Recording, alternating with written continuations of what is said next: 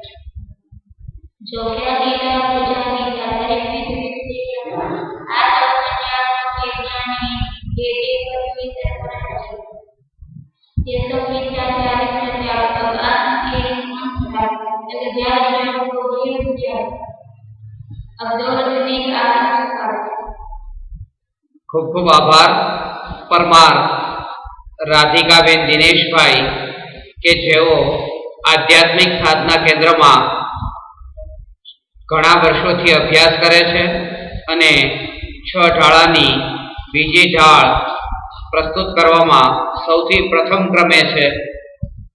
પરમાર રાધિકાબેન દિનેશભાઈનું સમસ્ત પરિવાર, એમના બંને બહેનો, એમના દાદાજી બધા જ આધ્યાત્મિક સાધના કેન્દ્રમાં અભ્યાસ કરે છે અને સદાચારમય જીવન જીવે છે।